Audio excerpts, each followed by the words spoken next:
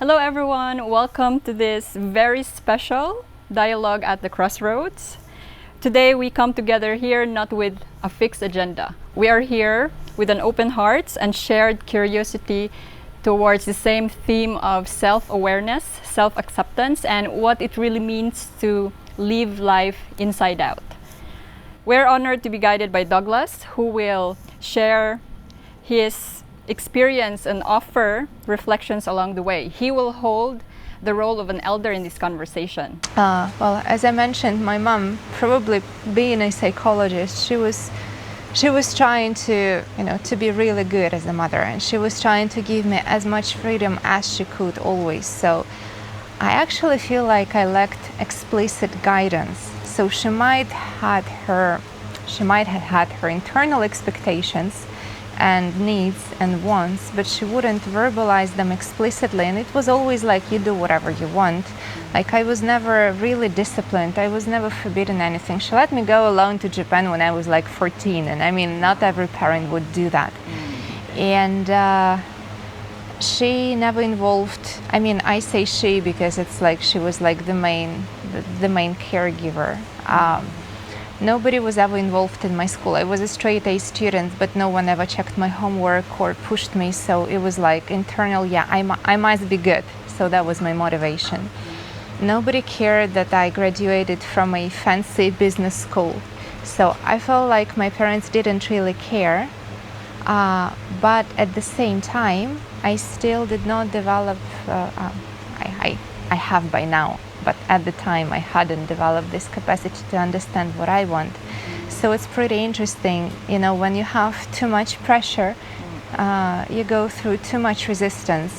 It jeopardizes your ability to function as an adult. But then it seems like when there is too little, or maybe when there is this incongruency between what a parent feels and what a parent explicitly says, and when the explicit guidance is just not there, like there is a void. Somehow it's not being filled with self.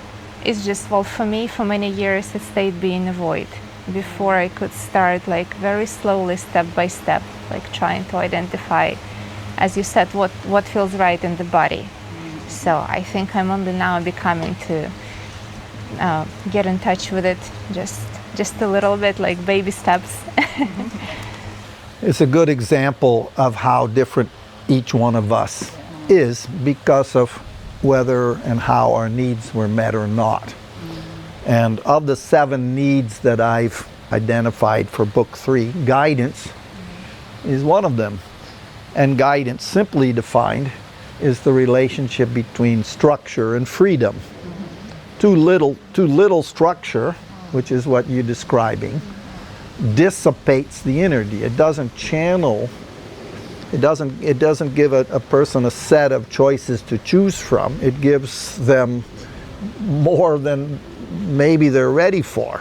Okay, and so that dissipation of that energy becomes its own problem. Of course, too much structure, too high of expectations, or too much criticism can also thwart the person's freedom to discover who we are.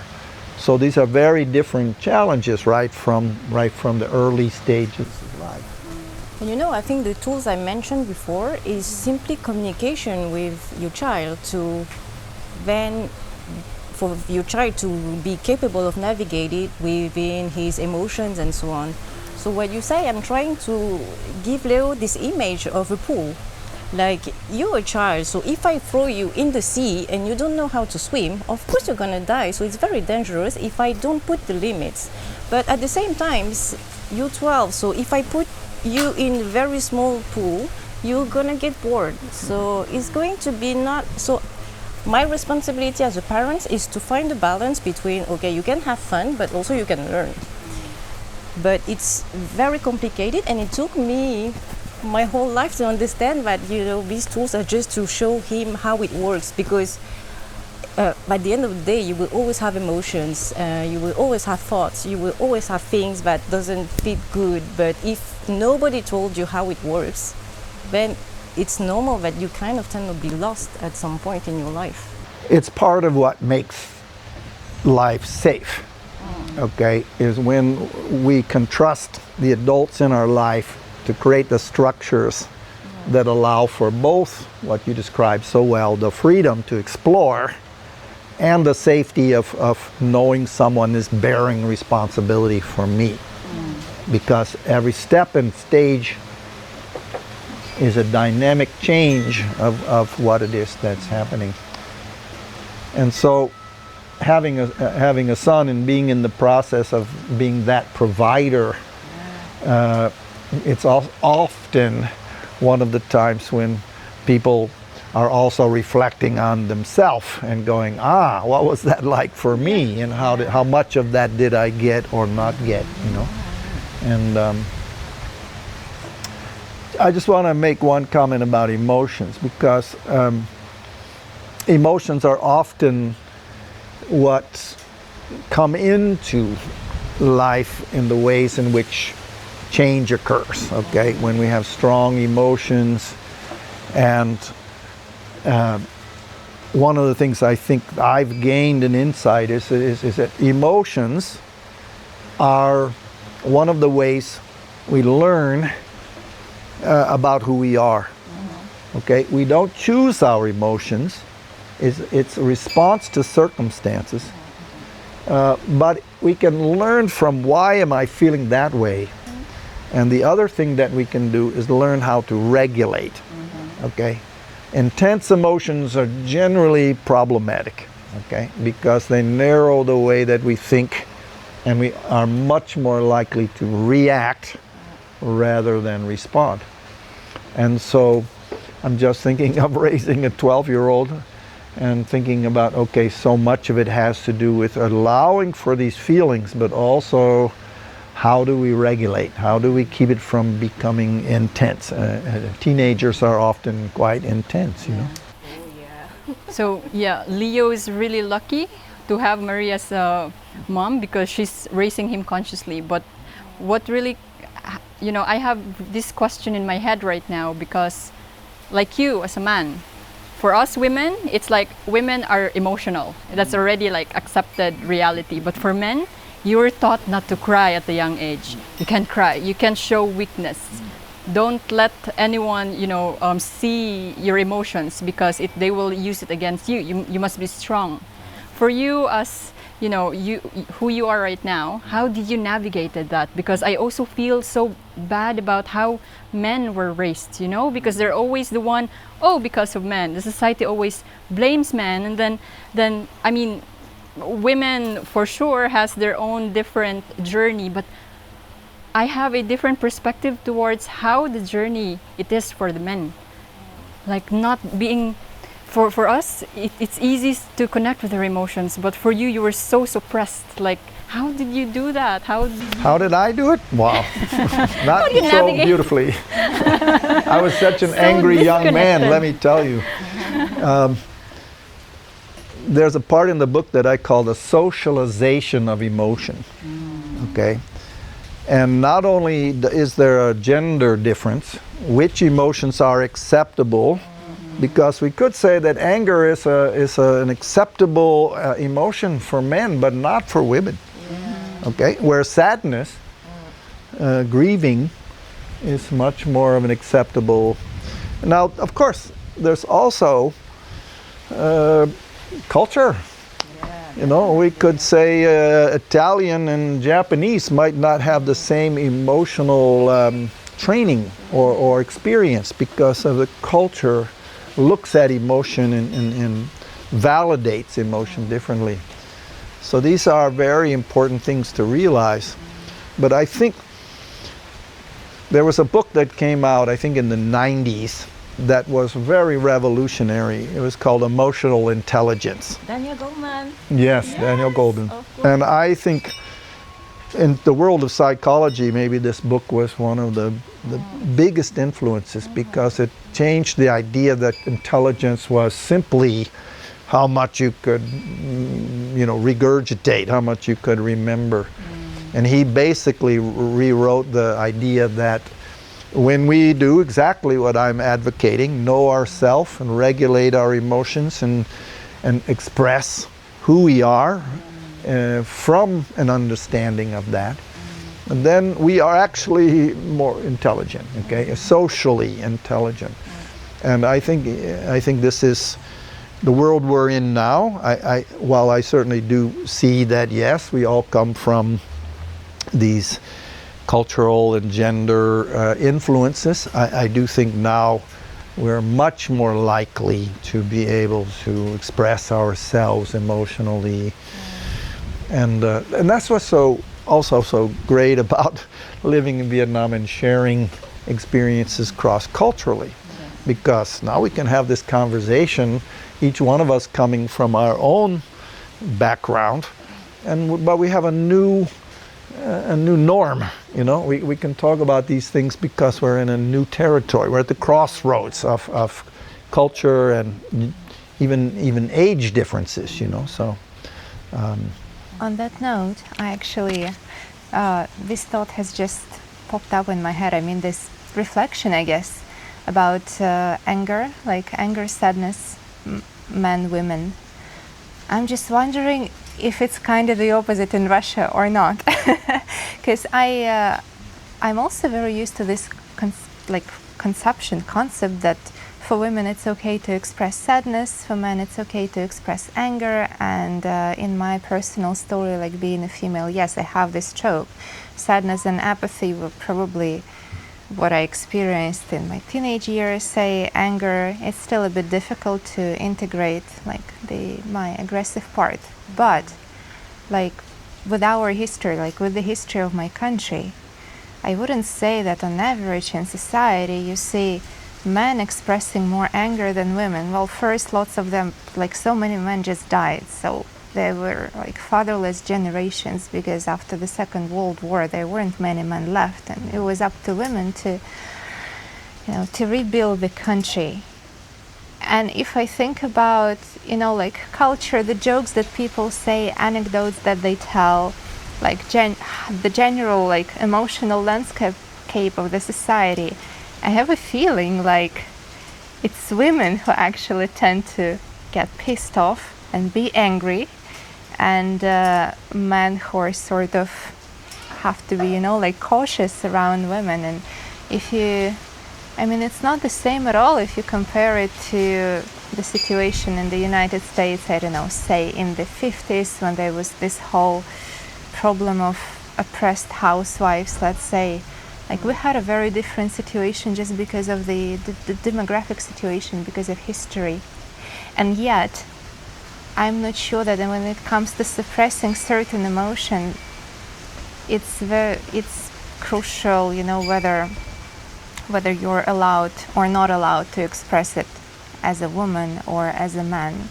Because if you're a woman and you have women around you and they don't like that you're getting angry, even if they allow themselves to get angry all the time, it could be just as much pressure.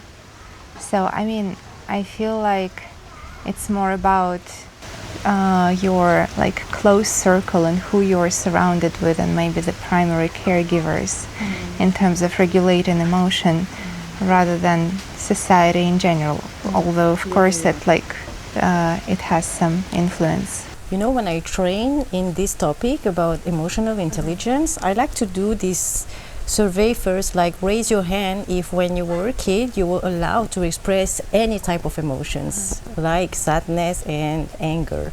And most of the time nobody raised their hands. So I'm like, see, regardless of the fact that you're a man or woman, nobody told. And like you say, the book just came out in 1990. So then I say, like, imagine the humanity, how long we exist. And when we just started talking about emotion as an intelligence and just like this GPS that is internal to us. So I think it's not just about, of course the education, men were not really allowed to cry and so on, but also women had different stories. But it was kind of the same. We had both suppressions of our emotions. And I like to think emotions like an email, because the email is supposedly give you an information about how you feel and what is it. And if you tend to ignore your emails all the time, then you will have a kind reminder, and then it won't be so kind reminder, and then it explodes. So instead of not dealing with your emotion, just the first step will be to regulate them, to better understand what does that mean to me.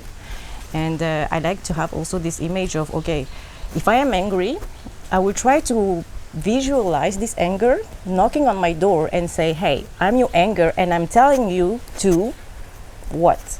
So then I can just better understand that, okay, I'm not being overwhelmed by my emotions, but I'm trying to have a conversation with it and to have something peaceful so that I can regulate myself. And what's coming up is that whatever we feel as individuals is contextualized by the generation that precedes us and maybe the generations that precede that, okay? And you use the example of the war, World War II. In Vietnam, there's also the history of not only the Vietnamese-American War, but the period of time after where there was so much hardship and famine. And so how it is we're coping with the conditions of our life experience also has a great deal to do with whether or not we can freely express what it is we feel. And so I think a lot of the things we learned have to do with how it is the generation before us coped with the conditions that they lived in, or even the generation before that. So while in one hand this is all about our individual experience of self-knowledge and self-awareness, it's always in a context that is beyond our full understanding. Okay, we don't even know that this is how we're taught. You know, these are the conditions that shaped our reality when we were just a sponge coming into the world, figuring out what is life about. So this is also why this is discovered. You say you're 27 or 8 years old. I don't remember my 28. Okay, and you know, for me now I'm 72. So this is the experience that comes from living long enough to realize that the discoveries of who we are come from living life. Okay, and to be 35 and have something like a realization, for me that's not surprising, because you have to live life and to separate for yourself from the influences that were so such a big part of who we are. And the other piece of this is that when we're on our individual journey and discovering more and more what it means to be comfortable with our own autonomy, the right to be ourselves in the world, it also means that we have to reconcile the world around us, that not everyone is going to understand or appreciate. Or in fact, I would say sometimes people are either threatened by someone who's uniquely autonomous, or they're gonna want you to fit in, to belong. There's a way in which there's pressures for each of us to comply or collude with, you know, what it means to fit. And of course, because our need for acceptance usually starts with acceptance of other first, and then we can accept ourselves, then this is getting to the point where accepting ourselves, despite the fact that maybe not everyone is going to appreciate or understand why we're living our way. Taking control of our decisions, making our own mistakes even, you know. Yeah. For me personally, like, the more I make mistakes, the more my self-awareness and self-acceptance really grows and strongly integrates within. But growing up, I had this strong sense, I mean, I felt so indifferent because when it comes to emotions, I grew up in a family where, oh, I see violence, anger, all this kind of stuff. But I release through crying. But then the people around me always suppresses it out. But instead of listening about, okay, suppress, why are you showing that? Like, it feels good to me, so I'm gonna take it out. Growing up until puberty and all this stuff, heartbreaks, and the journey takes me in this kind of experiences that always brings me to tearing up. And my colleagues always says like, why are you crying? You're so emotional. And then I just let it go, like, just cry. And today, looking back into what I did, listening to how I feel, it got me to a point where I feel so light because I'm not holding a lot within. And my, let's just say, intuition is stronger, because every time I speak to these people who told me to suppress, they have more, you know, like inner conflict, chaos. And then talking to them right now, it feels like it's really, I mean, self-knowledge, self-awareness, and acceptance. It came from the journey living life, right? But it also depends on the structure that the external world imposed in someone. Does that, for you, like, did you have this moment in your experience where you feel like, okay, it started like you won't follow your religion, but is there layers and layers and layers, every experiences that comes up, and you need to, you know, peel for you to be in tune with your true self? What you're talking about is really important, because we make choices as to whether or not we allow ourselves to feel. You're using the word suppress. It's a good word. Repress is another one. So repression is when we put the emotion that's commensurate with the experience we're having, and we put it in the basement as if we shouldn't feel that. Okay? Restraint is actually a skill that says, okay, it's not appropriate right now for me to express this particular emotion, so I dial it down. Okay? Expression, and crying is a beautiful expression of an emotion, is the release of that emotion. Is the fluidity. Emotions are fluid. The fluidity of expression allows us to feel what we feel and for it to come through some form of expression. That's why creativity is so important, okay? Because whether it's music or dance or art or poetry, when we have an outlet for the feelings we have, as opposed to, and this is where trauma becomes such a big thing, is that trauma creates an impossibility to communicate or express the feeling because it's too big. So we repress it, and where does it come out? Through the cracks in the basement floor. At times when we go, why am I so angry? Because this little thing happened and I'm exploding into something quite inordinate for that event.